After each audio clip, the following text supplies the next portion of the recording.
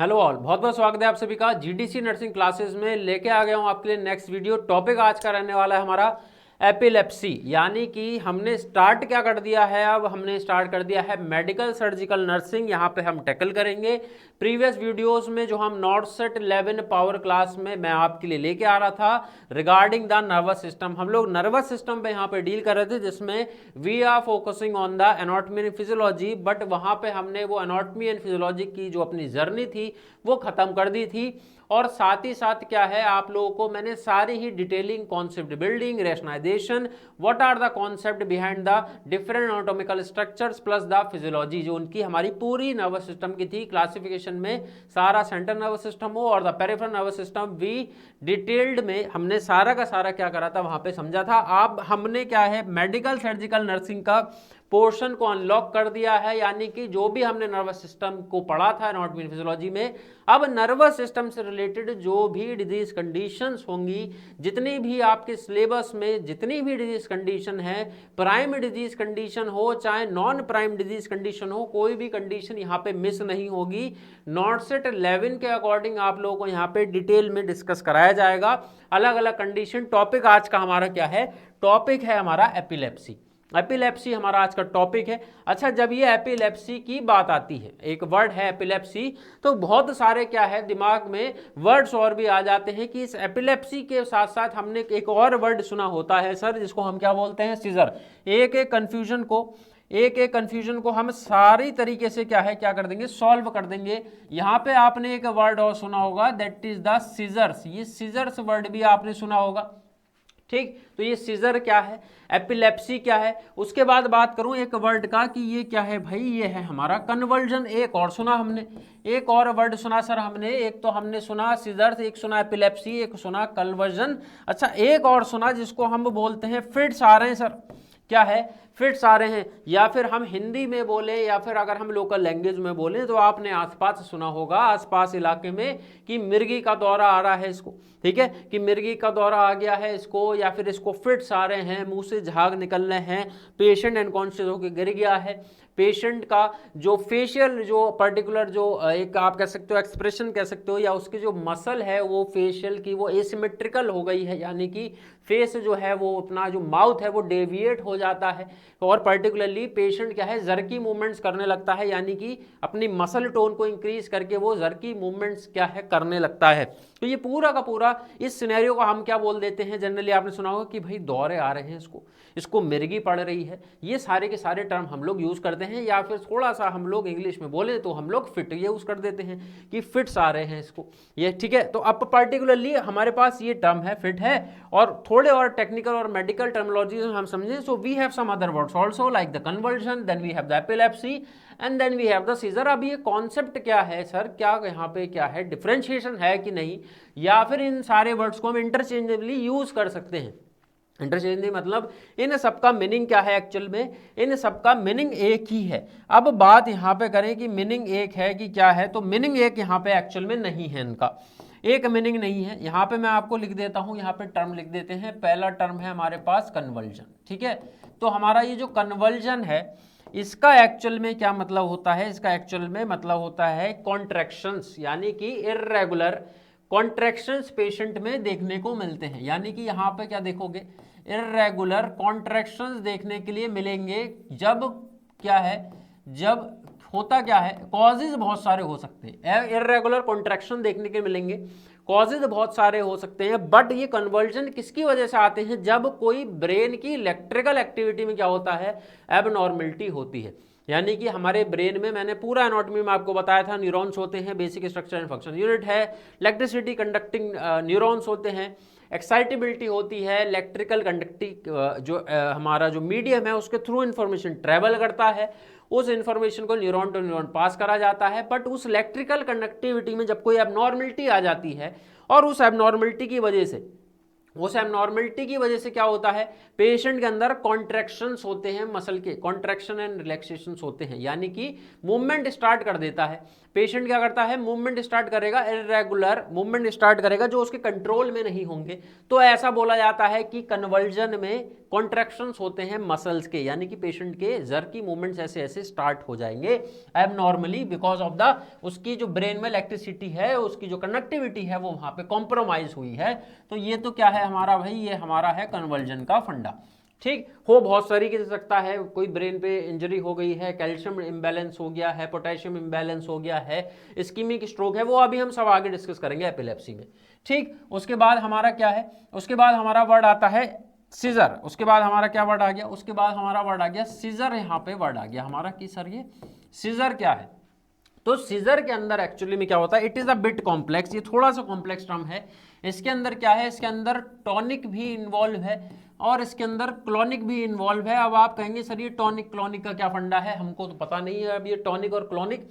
तो टॉनिक का मतलब है कि पेशेंट की मसल टोन जो है वो क्या हो जाती है, इंक्रीज हो जाती है, उसकी टोनिसिटी जो है मसल की, यानी कि मसल बहुत रिजिड हो जाएगी कि भाई यहाँ पे ये जो मूवमेंट हो रहा है मेरा, ये मूवमेंट मेरा मसल के कॉन्ट्रैक्शन और रिलैक्सेशन की वजह से हो रहा है। बट अगर मेरी जो मसल टोन है बहुत ज़्यादा टाइट हो गई, रिजिड हो गई, तो मैं मूवमेंट को क्या है यहाँ पे नहीं कर पाऊंगा, तो मूवमेंट को यहाँ पे बिल्कुल भी मैं नहीं कर पाऊंगा। और मेरा यहाँ पे पेशेंट का जो मूवमेंट है, पेशेंट के साथ जो मूवमेंट होते हैं, वो मसल टोन इतनी बढ़ जाती है कि वो मूवमेंट नहीं कर पाता और मसल रिजिड हो जाती हैं। ठीक, उसके बाद क्लॉनिक भी होता है। अच्छा, ये क्लॉनिक क्या है, ये क्लॉनिक कॉन्ट्रैक्शन ही है। क्लॉनिक में मूवमेंट स्टार्ट होता है कॉन्ट्रैक्शन के थ्रू, एंड टॉनिक में पहले रिजिड स्टेज में जाएगा और कॉन्ट्रैक्शन फिर बाद में क्लॉनिक स्टेज में होगा। तो बेसिकली सीजर में टॉनिक भी होता है और क्लॉनिक भी होता है, मतलब मसल की रिजिडिटी भी बहुत बढ़ जाएगी, टोनिसिटी भी बहुत बढ़ जाएगी और बाद में पेशेंट इरेगुलर मूवमेंट्स करने लगता है। इसमें पेशेंट के मुंह से झाग भी आने लगते हैं, पेशेंट इसमें अनकॉन्शियस भी हो जाता है। तो बहुत सारी चीजें होती हैं। तो seizure is a bit complex.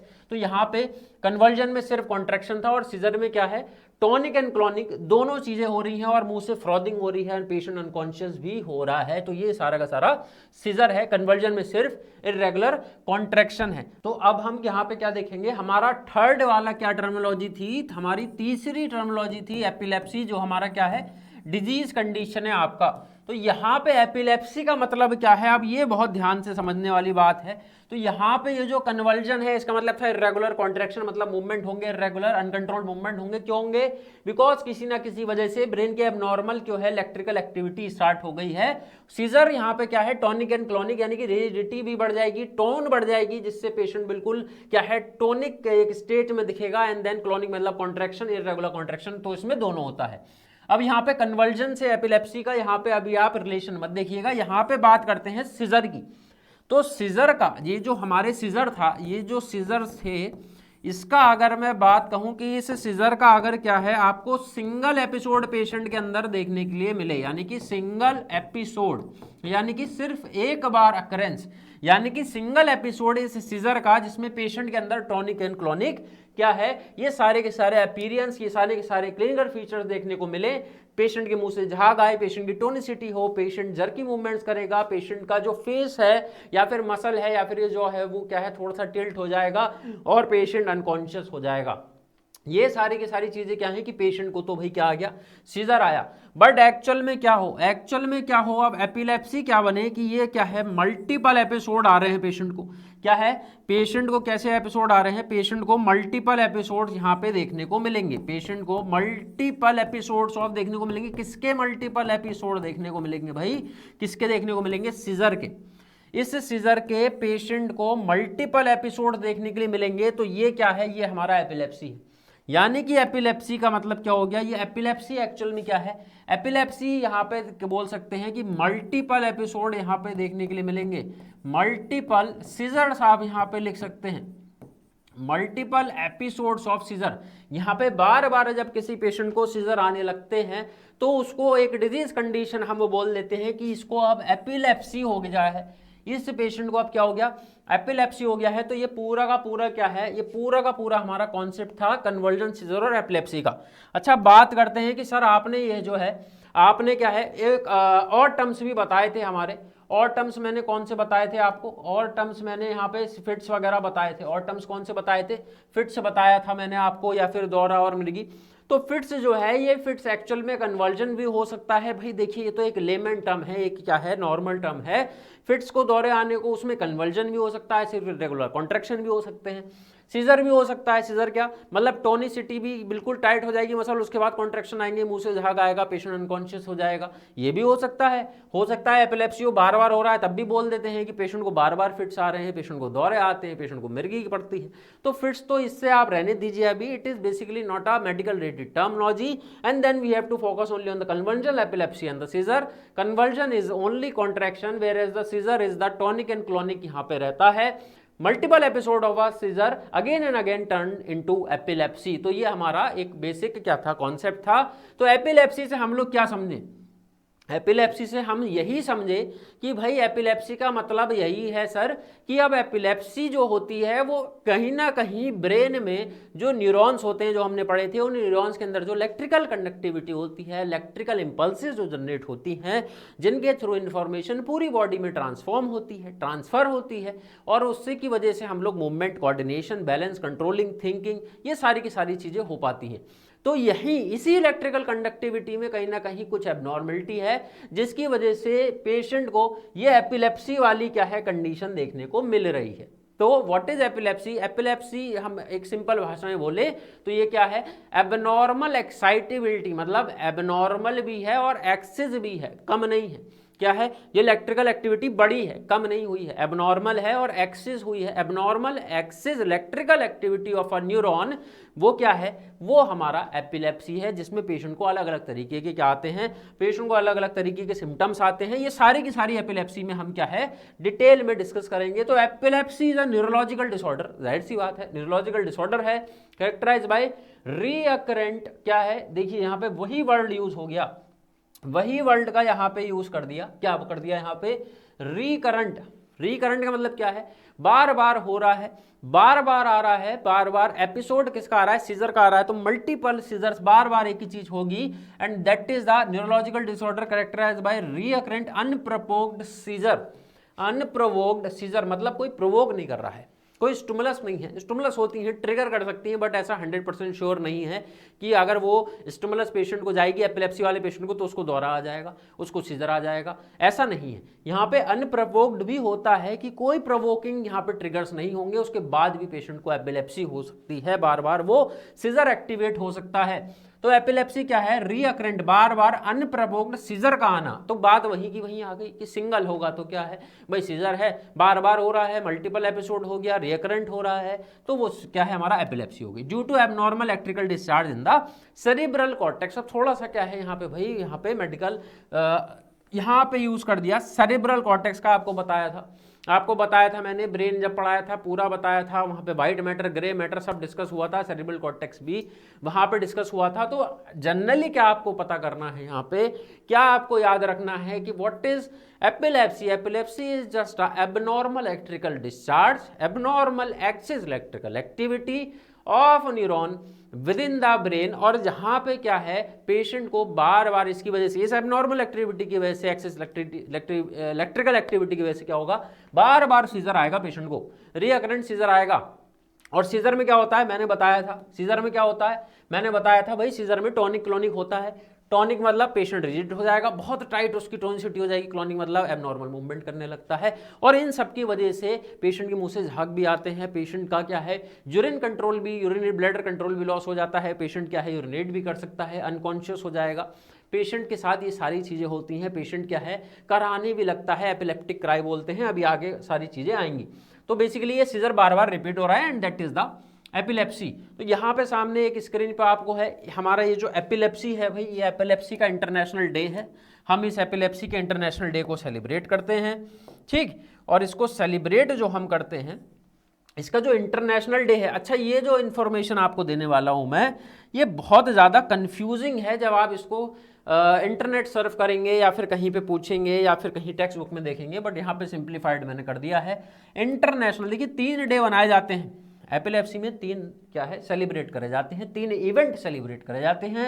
International epilepsy day कब होता है, 2nd Monday of February, 2nd Monday of February होता है। यानी कि यहाँ पे इसको मैं पर्पल ही कर ले रहा हूँ कलर, जिससे कि थोड़ा सा ये क्या है, सेकंड मंडे ऑफ फरवरी। मतलब क्या है, जो भी फरवरी में सेकंड मंडे पड़ेगा, यानी कि जो भी सेकंड क्या पड़ेगा, मंडे पड़ेगा, किसमें पड़ेगा, कौन से मंथ में पड़ेगा, फेब में। फेब में जो भी पड़ेगा उसको इंटरनेशनल एपिलेप्सी डे के नाम से हम क्या है, सेलिब्रेट करते हैं।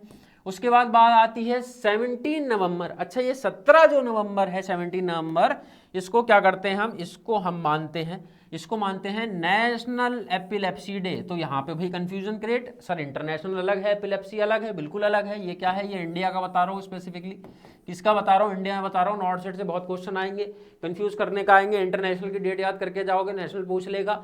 नेशनल की डेट याद करके जाओगे तो एक चीज़ और पूछ लेगा, कहेगा पर्पल डे कब होता है, एपिलेप्टिक पर्पल डे कब होगा। तो तीन चीज़ें हैं यहाँ पे, दोबारा से समझ लेते हैं बिल्कुल तीनों चीज़ें, क्योंकि यहाँ पे दिखा दी है मैंने आपको। International day second Monday of फरवरी, ठीक। उसके बाद क्या है हमारा यहाँ पे, 17 नवंबर को है national epilepsy day, related to the Indian. आप बोल सकते हो इंडिया में एपिलेप्सी डे कब बनाया जाता है, नेशनल कब है, ये 17 नवंबर है। Now coming to the purple day, तो इसका पहली बात तो एपिलेप्सी डे नेशनल इंटरनेशनल ऐसा कोई नाम नहीं है, क्या है, पर्पल डे है। पर्पल डे क्या है एक्चुअल में, आप यहाँ पे देखोगे, देखिए यहाँ पे पर्पल रिबन है, यहाँ पे पर्पल रिबन है, और कहाँ है भाई, यहाँ पे भी पर्पल रिबन है। तो एक्चुअल में कलर अगर आपसे पूछ ले कि जैसे एड्स का होता है रेड कलर होता है, ठीक है, ब्रेस्ट कैंसर या वुमेन से रिलेटेड जो भी कैंसर्स होते हैं उनका क्या है, हमारा पिंक कलर है। तो यहाँ पे वर्ल्ड मेंटल हेल्थ डे है, उसका रिबन कलर क्या होता है, ग्रीन कलर होता है। तो बहुत सारे अलग अलग कलर रिबन से हम लोग क्या है सेलिब्रेट करते हैं। क्वेश्चन बहुत पूछे जाते हैं नॉर्थ साइड से।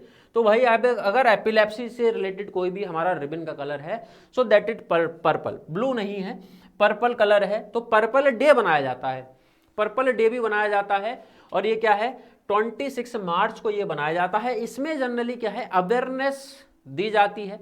और इंटरनेशनल, ब्रिटेन और अमेरिकन ऐसी कंट्रीज में क्या है, जनरली क्या होता है, पर्पल रिबन को बांध के क्या है, उसको अवेयरनेस दिखाई जाती है। सब लोग जनरली वेयर करते हैं इस पर्पल रिबन को, and that purple ribbon shows as a indicator of a immense respect and gratitude, जिन पेशेंट को, जो लोगों को यह एपिलेप्सी है या फिर इससे वो ग्रसित हैं, तो उनके लिए हम एक ग्रेटिट्यूड, एक रिस्पेक्ट और अवेयरनेस भी इससे फैलती है। तो हम ये पर्पल जो डे है, इसमें हम पर्पल रिबन पहनते हैं इस दिन, और ये अवेयरनेस के लिए होता है generally, and it is celebrated on the 26 of March of every year. तो तीन है यहाँ पे हमारे पास, second of February, second Monday of February international, we have the 17 November national, and then we have the this purple day, जिसमें 26 मार्च को हम बनाते हैं, जिसमें हम रिबन को वेयर करते हैं। पर्पल रिबन हमारा इसमें कलर होता है। तो ये इन्फॉर्मेशन जो भी मैंने दी है बिल्कुल मत भूलिएगा, ठीक है। Okay, so now marching ahead we have the stages. Start कर लेते हैं स्टेजेस से। अच्छा, स्टेजेस जो है मैं बहुत इंपॉर्टेंटली यहाँ पे बताना चाह रहा हूँ कि स्टेजेस जो है, आप ये समझ लीजिए इस एपिलेप्सी के अंदर, इस एपिलेप्सी के अंदर जो आपको पूरा कॉन्सेप्ट एपिलेप्सी का समझने में हेल्प करेगा वो स्टेजेस है। मतलब क्या है, अगर ये आपने स्टेज नहीं समझी ठीक से, तो अभी मैं आपको टाइप्स बताऊंगा। चलिए बता दे रहा हूँ आगे क्या क्या आने वाला है। अभी मैं आपको टाइप्स बताऊंगा इस पर्टिकुलर, ये सीजर के स्टेजेस हैं, क्योंकि जब ये बार बार होंगे तो वही है, एपिलेप्सी है, मैंने बता दिया आपको बार बार। आई थिंक मुझे रिपीट करने की जरूरत नहीं है। तो ऐसा कुछ कंफ्यूजन मत सोचना कि सर एपिलेप्सी की स्टेज होनी चाहिए, स्टेज सीजर की लिखी है। अरे सीजर है, एक बार होगा सीजर है, बार बार होगा तो क्या है, फिर बार बार यही चीज़ होगी, एपिलेप्सी बन जाएगा, वो एपिलेप्टिक डिजीज बन जाएगी वो, ठीक है। तो यहाँ पे ये स्टेजेस यही हैं, बार बार होंगी तो एपिलेप्सी है। अब स्टेज का इंपॉर्टेंस इतना है कि जब मैं आपको टाइप्स बताऊंगा, तो टाइप्स जब मैं आपको बताऊंगा तो टाइप्स इन स्टेजेस के हिसाब से ही टाइप को क्रिएट करा गया है, ठीक। इसमें जो भी आपको साइन सिम्टम दिख रहे हैं, तो टाइप्स में मान लीजिए कोई एक पर्टिकुलरली क्लॉनिक करके सीजर होता है ना, एक होता है टॉनिक, तो उसमें टॉनिक वाले आते हैं। तो आपने अगर ये टॉनिक स्टेज के नहीं समझे तो फिर टॉनिक टाइप जब आप पढ़ोगे तो समझ में नहीं आएगा। उसके बाद जब मैं अगर बात बताऊँ साइन एंड सिम्टम्स की, तो भी यहाँ से क्वेश्चन पूछे जाएंगे, तो भी वो स्टेज से बनेंगे। अगर मैं आपसे बोलूँ डायग्नोस्टिक एवोल्यूशन की, कि भाई कैसे डायग्नोस करोगे, यानी कि डायग्नोस कैसे करोगे किसी पेशेंट को, अगर एक सीजर आ रहा है, एज अ नर्स आप जो है एक अपने आईसीयू में या फिर किसी भी वार्ड में आप ड्यूटी पे हो, you are in a neurological ward, example के तौर पे आप न्यूरोलॉजिकल वार्ड में हो, कोई पेशेंट है जो कि क्या है पोस्ट ट्रॉमेटिक पेशेंट है, आरटी का पेशेंट है, हेड इंजरी उसके हुआ था, उस हेड इंजरी की वजह से पेशेंट को सीजर आना स्टार्ट हो गया अचानक से, ठीक है, आप ले रहे थे वाइटल और पेशेंट को क्या हुआ, पेशेंट अचानक से ऐसे ऐसे जर्की मूवमेंट्स करने लगा और पेशेंट के मुंह से झाग आने लगा और पेशेंट गिर गया, तो क्या है, सीजर है। डॉक्टर आएगा, डॉक्टर बोलेगा हाँ भाई बताइए किसने देखा, सबसे पहले किसने देखा कि पेशेंट को सीजर आ रहा था, आप बोलोगे हाँ भाई मैंने देखा, मुझे सब आता है, मैंने देखा, बताइए। तो वो आपसे पूछेगा हाँ तो according to the sign and symptoms, according to the on the basis of the sign and symptoms आप ये बताइए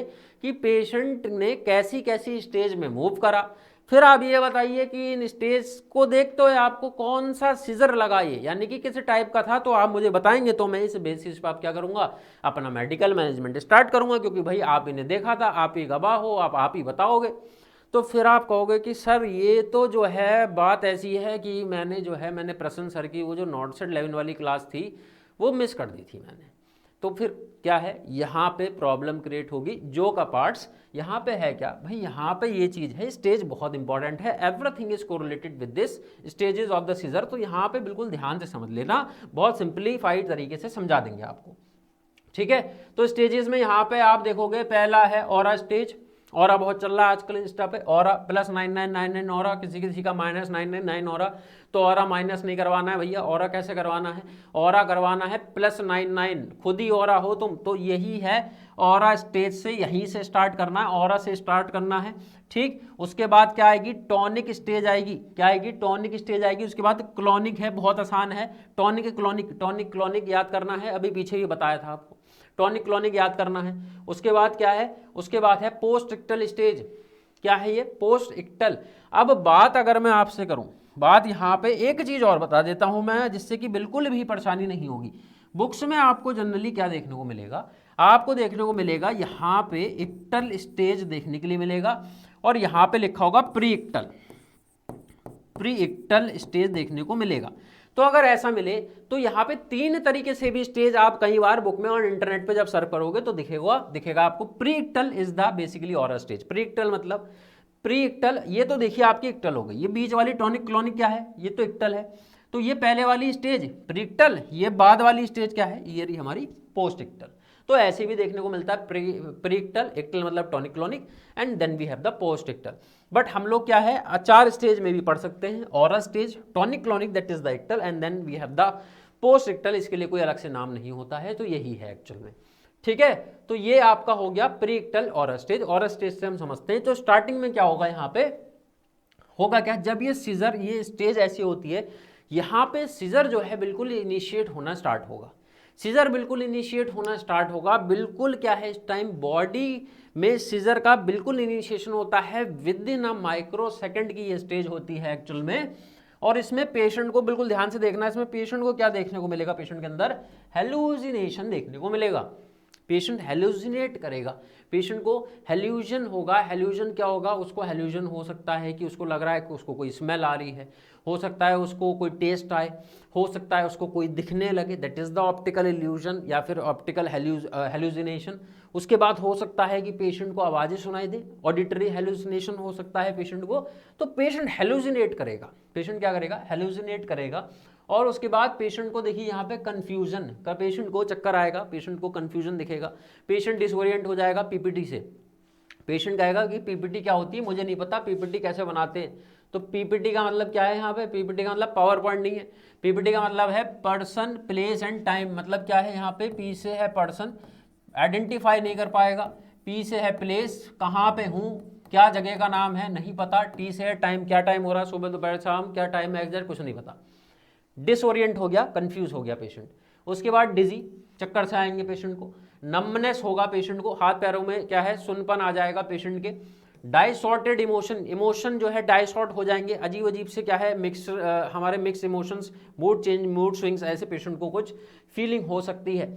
सो ये सारे के सारे जो है sign symptom belongs to the aura stage, ठीक है। उसके बाद हम बात करते हैं, हम इक्टल में आ गए, इक्टल में टॉनिक एंड क्लॉनिक है हमारे पास, टॉनिक में आ गए। अब ये सब तो हो गया पेशेंट को, अब पेशेंट क्या होगा, पेशेंट थोड़ा सा यहाँ पे डिसवैलेंस, देखो डिजी है, हेलुसिनेट कर रहा है, चक्कर से आ रहे हैं, तो पेशेंट क्या है थोड़ा सा गिर सकता है अचानक से, या तो गिरेगा वो पेशेंट या तो जमीन पे लेट जाएगा, बैठ जाएगा, ठीक है। अब ये है टॉनिक स्टेज। अब ये टॉनिक स्टेज है, टॉनिक में मैंने क्या बताया था, टॉनिक में बताया था कि टोनिसिटी जो है वो एकदम हार्ड हो जाती है, मसल टोन बिल्कुल इतनी जो है स्टिफ हो जाएगी, इतना हार्ड हो जाएगा मसल कि पेशेंट का जो जब लेटा हुआ होगा तो पेशेंट का जो बैक है ऐसे आर्च हो जाएगा, यानी कि ऐसे पेशेंट का पूरा बैक आर्च हो जाएगा, यानी कि पूरा ऐसे की जो है आर्च बन जाता है। ठीक, उसके बाद तो यहाँ पे क्या लिखा है, बैक आर्ट, यानी कि जो बैक है वो आर्क बन जाएगी उसकी। And then we have the यहाँ पे लिखा है इनकंटिनेंस। यहाँ पे देखिए, यहाँ पे ड्रॉप्स हैं, ड्रिपिंग हो रहा है, यहाँ पे क्या हो रहा है, यहाँ पे भैया यूरिनरी जो ब्लैडर है, यूरिनरी ब्लैडर ने अपना कंट्रोल खो दिया है और यूरिनेट कर दिया है पेशेंट ने, ये ऐसा होता है। बॉडी स्टिफ हो जाती है, ऑब्वियसली टोन बहुत बढ़ गई है बॉडी की, बॉडी स्टिफ हो जाएगी, रिजिड हो जाएगी।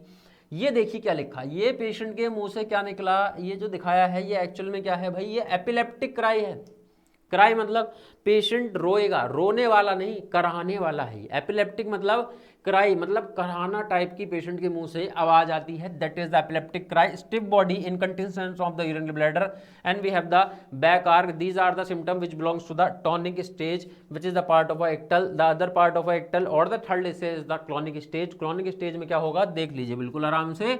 अब देखिए टोन तो खत्म हो गई, रिजिडिटी खत्म हो गई, क्लॉनिक स्टार्ट हो गया।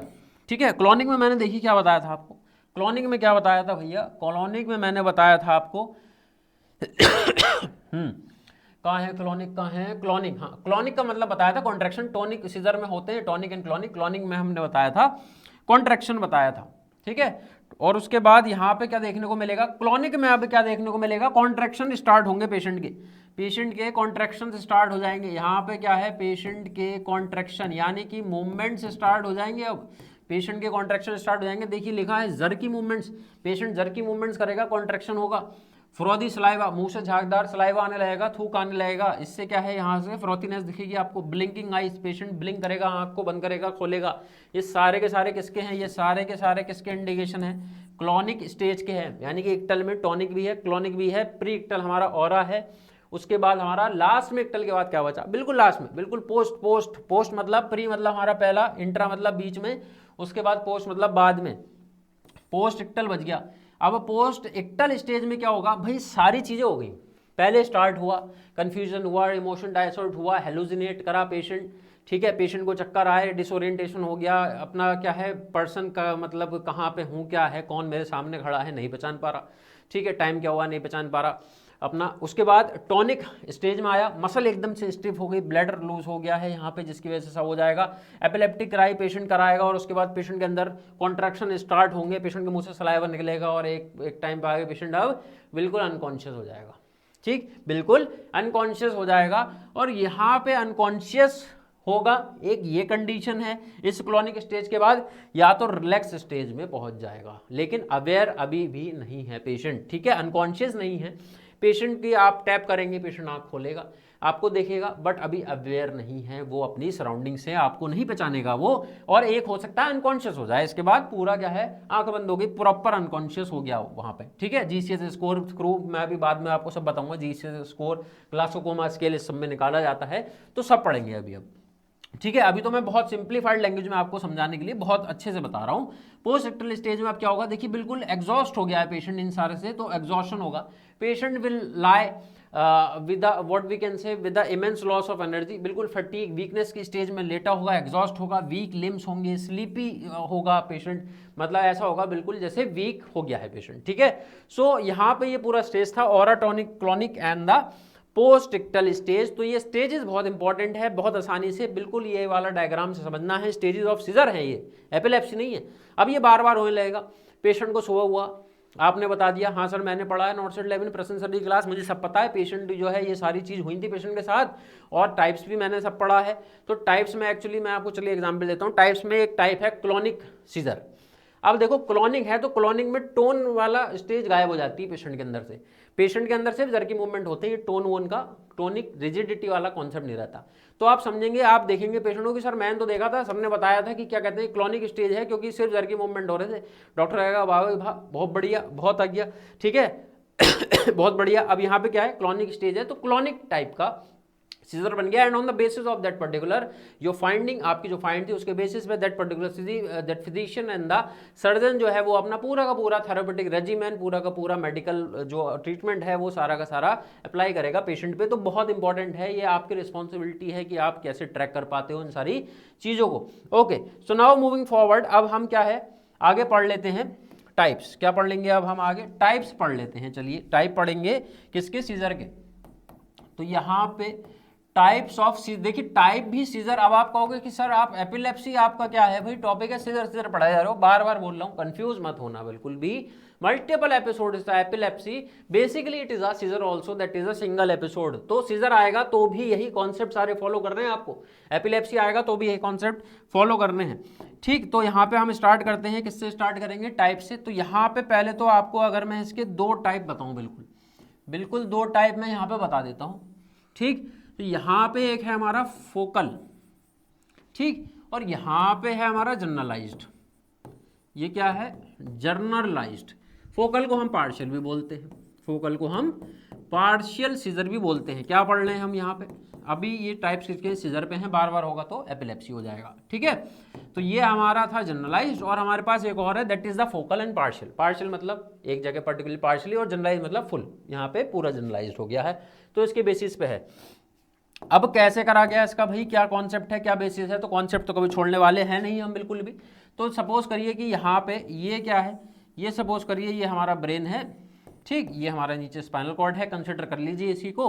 अब यहाँ पे क्या है, इस फोकल पार्शियल सीजर में क्या होता है, बहुत इंपॉर्टेंट है, बहुत ध्यान से समझना भाई इसे। अब इसमें होता क्या है एक्चुअल में, इसमें ये होता है कि ये जो सीजर है, ये जो इलेक्ट्रिकल एक्टिविटी गड़बड़ाई है, ये जो शॉर्ट सर्किट हुआ, ये जो इलेक्ट्रिकल एक्टिविटी जो बहुत हाई यानी कि एक्सेस हुई है इलेक्ट्रिकल एक्टिविटी, ये पूरे ब्रेन में नहीं हुई थी, ये किसी एक पार्ट में कहीं पे डैमेज हुआ, किसी एक पार्ट में डैमेज हुआ। मान लो यहाँ पे कोई इंजरी हो गई, ठीक है, रोड ट्रैफिक एक्सीडेंट था, पेशेंट गिरा, इंजरी हुई उसके, और यहाँ पे क्या हो गया, पेशेंट का हेड हिट हुआ, नेक्रोसिस हो गया, यहाँ के टिश्यू डैमेज हो गए, न्यूरॉन जो है डैमेज हो गए हैं यहाँ के। अब ये जो डैमेज हुए वाले न्यूरॉन है ये एबनॉर्मली एक्ट करेंगे, और यहाँ से इलेक्ट्रिकल कंडक्टिविटी जो है, यहाँ से जो इलेक्ट्रिकल एक्टिविटी है वो गड़बड़ाएगी, यहाँ से जो है इलेक्ट्रिकल एक्टिविटी गड़बड़ाएगी, और वो पूरे ब्रेन में जाएगी, और इससे पेशेंट को क्या होगा, इससे पेशेंट को सीजर होगा। ओरिजिन क्या था? ओरिजिन था एक सिंगल पॉइंट, इसलिए बोला फोकल। फोकल मतलब फोकस, एक ही जगह फोकस। ये क्या बन गया भाई, ये फोकस है, यहां से ही पूरे ब्रेन में सीजर हुआ। तो पार्शियल है, देखिए पूरा ब्रेन इन्वॉल्व नहीं है, पार्शियली इन्वॉल्व है, तो पार्शियल सीजर बोल लिया, या फोकस है इसमें एक पॉइंट तो फोकल सीजर बोल लिया। बिल्कुल आसान है, कोई याद करने में दिक्कत नहीं होगी। ठीक है, चलिए तो अब आगे बढ़ते हैं जनरलाइज सीजर में। तो जनरलाइज सीजर आप समझ ही गए होंगे अभी तक। ठीक है, ये तो भाई बहुत ज़्यादा ही थोड़ा खराब बन चुका है, तो थोड़ा सा ठीक बना देते हैं इसे। तो अब जनरलाइज सीजर में क्या होगा, जनरलाइज सीजर में जैसे कि आप देखोगे तो पर्टिकुलरली ये हमारा ब्रेन है, और यहाँ पे क्या है, कोई पर्टिकुलर फोकस नहीं है, कोई फोकल पॉइंट नहीं है, और यहाँ पे आप कह सकते हो कि पूरा का पूरा ब्रेन के सारे टिश्यू यहाँ पे इन्वॉल्व हैं, सारे न्यूरॉन्स इन्वॉल्व हैं, और जनरली क्या है वो हमारा सारे के सारे एबनॉर्मल इलेक्ट्रिकल एक्टिविटी कर रहे हैं, एबनॉर्मल एक्सिस एक्टिविटी कर रहे हैं, जिसकी वजह से सीजर आ रहा है। पूरा ब्रेन इन्वॉल्व था तो हमारा जनरलाइज सीजर इसकी वजह से आया। तो ये तो बेसिक है, दो टाइप के हो गए, फोकल और हमारा जनरलाइज। अच्छा, फोकस के कुछ होते हैं, जनरलाइज के कुछ और होते हैं, तो ये भी देख लेते हैं भाई, है ना, छोड़ना कुछ है नहीं हमको। तो अभी मैं आपको किसका दिखा रहा हूँ, अभी मैं आपको जनरलाइज का लिखवा रहा हूँ। किसका लिखवा रहा हूँ, जर्नलाइज्ड सीजर का मैं लिखवा रहा हूँ। जनरलाइज सीजर क्या है ये मैंने ऑलरेडी आपको बता दिया है। तो जनरलाइज सीजर में हमारे पास क्या क्या है, जनरलाइज सीजर में हमारे पास देखने को आपको क्या मिलेगा, यहाँ पे आपको देखने को मिलेगा टॉनिक सीजर देखने के लिए मिलेगा, टॉनिक सीजर है। Then we have the clonic seizure, हमारे पास क्लोनिक सीजर देखने को मिलेगा। उसके बाद क्या होगा, एटॉनिक सीजर देखने के लिए आपको मिलेगा। उसके बाद यहाँ पे क्या देखने को मिलेगा, एब्सेंट सीजर देखने के लिए मिलेगा, एब्सेंट सीजर यहाँ पे देखने के लिए मिलेगा। तो जनरली ये क्या है, ये सीजर आपको देखने के लिए यहाँ पे मिलेंगे पेशेंट में। अब टॉनिक क्या है, टॉनिक के अंदर टॉनिकसिटी यानी कि रिजिडिटी पेशेंट की डेवलप होगी, मसल बहुत रिजिड हो जाती है पेशेंट की। क्लोनिक के अंदर contraction, jerky movements, irregular jerky movements, frothing of saliva, ये सब देखने को मिलेगा। अच्छा, ए टॉनिक है तो ए का मतलब है एब्सेंस, और टोन एब्सेंस होगी इसमें, यानी कि इस सीजर में जनरली क्या होता है, जो टोन है वो एब्सेंट होती है, एब्सेंट टोन होती है लेकिन पेशेंट को सीजर आता है तब भी, टोनिसिटी एब्सेंट होने के बाद भी सीजर आता है, और पेशेंट क्या है एक पर्टिकुलर क्या है स्टेट में रहेगा और पेशेंट सडनली अनकॉन्शियस भी हो सकता है इसके अंदर। एब्सेंट सीजर में है, इसमें पेशेंट को सीजर आ रहा है तो उसके कोई साइन एंड सिम्टम भी नहीं आते, नो साइन एंड सिम्टम, कोई साइन सिम्टम नहीं आते हैं, एसिम्प्टोमेटिक रहता है ये, कोई साइन सिम्टम नहीं आएंगे। एब्सेंट सीजर के कुछ पर्टिकुलर साइन एंड सिम्टम हैं, कुछ पर्टिकुलर साइन सिम्टम है, जैसे कि पेशेंट जोन आउट हो जाएगा, पेशेंट जोन आउट हो जाएगा, ठीक है, पेशेंट क्या है स्टेयर करेगा, पेशेंट स्टेयर करेगा एट अ पर्टिकुलर स्पॉट, मतलब जैसे अभी पेशेंट आपसे बातें करते करते जोन आउट हो जाएगा या एक ही जगह देखने लगेगा और बात भी नहीं करेगा, सारी एक्टिविटी रुक जाएंगी और एक ही जगह पे फोकस होने लगेगा, और हल्का हल्का उसका ब्लिंकिंग हो सकती है, हल्के हल्के उसको ब्लिंकिंग हो सकती है, उसके लिप स्मैक हो सकते हैं, लिप स्मैकिंग, लिप स्मैकिंग, आपको लिप उसके हिलते हुए दिखेंगे और ऐसा लगेगा कि जैसे कि कुछ बोलना चाह रहा है बट बोल नहीं पा रहा, और आई फिक्स हो सकती हैं या तो ब्लिंकिंग देखने को मिलेगी, और जोन आउट हो जाएगा एक ही पोजीशन में, लाइक अ स्टैचू, आप बोलते थे स्टैचू हो जा, तो ऐसे ही बिल्कुल स्टैचू की तरह बैठ जाएगा वो, मतलब सीजर आ रहा है उसकी बॉडी में लेकिन कोई टॉनिक मूवमेंट नहीं है, कोई रिजिडिटी नहीं हुई, कोई कॉन्ट्रैक्शन नहीं हुआ, क्लॉनिक भी कुछ नहीं हुआ, ना सलाइवा आया, कोई साइन सिम्टम ही नहीं है, बस ये साइन सिम्टम है। और इसकी आइडेंटिफिकेशन एब्सेंट सीजर की बहुत मुश्किल होती है, बहुत ज़्यादा मुश्किल होती है आइडेंटिफाई करने में, जब ये वाला साइन सिम्टम्स जो एब्सेंट है इसमें साइन सिम्टम्स जब नहीं होते हैं तो बहुत ज़्यादा प्रॉब्लम क्रिएट हो जाती है। उसके बाद मैं बात करता हूँ आगे। नेक्स्ट हम क्या देखेंगे, नेक्स्ट हम देखेंगे पार्शियल का, यानी कि पार्शियल क्या है हमारा, पार्शियल मतलब क्या है फोकल, फोकल सीजर की बारे में मैं जब वहाँ पे बात करूँगा तो फोकल सीजर में आपको क्या देखने को मिलेगा, फोकल सीजर में आपको देखने को मिलेगा एक तो होता है अवेयरनेस, अवेयरनेस सीजर होता है इसके अंदर, ठीक, और एक होता है इसके अंदर सीजर इम्पेयर्ड, इम्पेयर्ड अवेयरनेस, यानी कि इसमें पेशेंट की अवेयरनेस नहीं होती। क्या मतलब है इनका अभी बता देते हैं, ठीक है। तो यहाँ पे इम्पेयर्ड है और एक है अवेयरनेस, एक है इम्पेयर्ड अवेयरनेस, एक है अवेयरनेस। अब इसमें सीधा सीधा है, पेशेंट क्या है इसमें अवेयर रहता है, अवेयर मतलब जो भी टॉनिक क्लोनिक उसके साथ एक्टिविटीज होंगी या फिर जो भी होगा पेशेंट जो है एक्सपीरियंस करेगा उस चीज को, पेशेंट उस चीज को एक्सपीरियंस करेगा, साइन सिम्टम्स प्रॉपर आएंगे वहां पे, और ये अवेयरनेस सीजर के अंदर होता है, यानी कि ये किसी में भी यहाँ पे ट्रांसफॉर्म हो सकता है, टॉनिक मूवमेंट आए, क्लोनिक मूवमेंट आए, पेशेंट जो है अवेयर रहेगा, ठीक। Impaired awareness seizure is mostly आप कह सकते हो कि एब्सेंट टाइप का सीजर एक है। इम्पेयर्ड में क्या होता है, इम्पेयर्ड अवेयरनेस में पेशेंट क्या है, इम्पेयर्ड अवेयरनेस में पेशेंट अवेयर नहीं रहता है, पेशेंट अनकॉन्शियस हो सकता है और पेशेंट जोन आउट भी इसमें हो सकता है। तो कॉम्प्लेक्स सीजर्स की केसेस में आता है ये इम्पेयर्ड अवेयरनेस सीजर भी, और यहाँ पे पार्शियल के दो हैं, अवेयरनेस सीजर जिसमें पेशेंट अवेयर रहता है फुली, सारे स्टेजेस में पेशेंट पास ऑन हो सकता है और at the last patient will क्या है कॉन्शियसनेस अपना खो सकता है, but at the extreme end the extreme rare cases. Awareness seizure में जनरली क्या होता है, जनरली टॉनिक क्लोनिक मूवमेंट होते हैं और पेशेंट जो है इतना ज़्यादा कॉम्प्लेक्स या कॉम्प्लिकेटेड स्टेज में नहीं जाता है, ठीक है। अवेयरनेस सीजर होते हैं, अवेयर रहता है पेशेंट को कि मुझे अभी अभी सीजर आया था, अब मुझे थोड़ा सा रेस्ट करने की जरूरत है, I have to tell somebody कि अभी मेरे पास सीजर का एपिसोड आया है। इम्पेयर्ड अवेयरनेस में कुछ नहीं पता लगता, पेशेंट अनकॉन्शियस भी हो सकता है, पेशेंट एब्सेंट सीजर वाली स्टेज में भी जा सकता है, यानी कि क्या होगा कि पेशेंट को पता ही नहीं लगेगा कि उसको क्या है सीजर आया था, उसको ऐसा लगेगा कि कोई डिसोरिएंटेड स्टेज थी कि क्या हुआ था, याद ही नहीं रहता है पेशेंट को, बहुत कॉम्प्लेक्स सीजर होता है।